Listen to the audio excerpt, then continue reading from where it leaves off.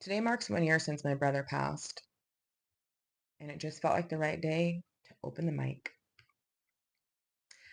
It's 1 a.m., the full moon still hanging in Taurus, honest, grounding, heavy in all the right ways.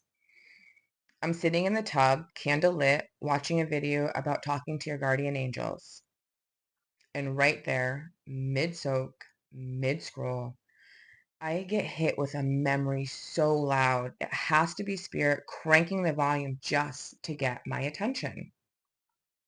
Two signs have been stalking me on my walks lately, Oracle and radio.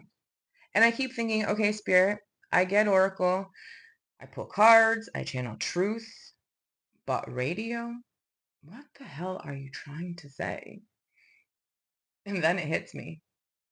Not softly, not gently, in that full body, holy shit, that makes sense kind of a way. Flashback 2004-ish, upstate New York, early 20s, half Mormon household, half lost, fully searching. I'm driving with my mom one cold morning, and there it is, a tiny radio station off the side of the road, like destiny disguised as a detour. Something in me just says, go in.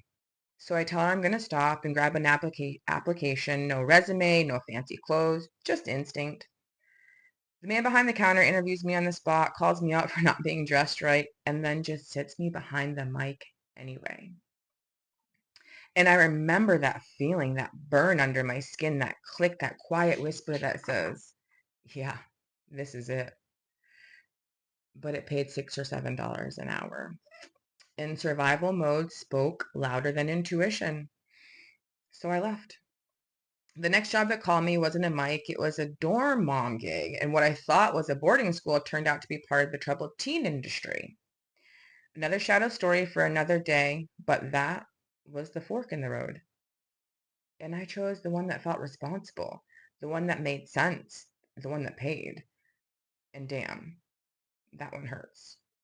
Years later, degrees stacked like armor, social and human services, psychology, entertainment business, internship, shelters, Catholic charities, musicians, studios, always helping, always healing, always rescuing and showing up, playing a role in everyone else's dream while mine sat waiting in the wings.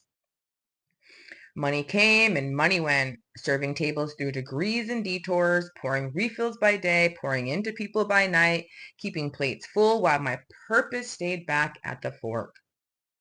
Validation was the paycheck. Fun fact, I could barely ever pay my rent. I was rich in praise, broke in peace, mistaking my purpose of service in the wrong context. So here I am, decades later, mic in front of me. I don't always know what's going to come out of my mouth, but this time I'm not asking for permission. And I'm not waiting on a paycheck to prove that this is mine. Because now I finally realize the radio sign wasn't about a career I missed. It wasn't about the industry. It was about alignment. It was a call I had paused, a frequency I wasn't ready to tune into yet. So on this very day, I pick up my mic and I let the world tune into the frequency of me. This is my station. Awakened Rant.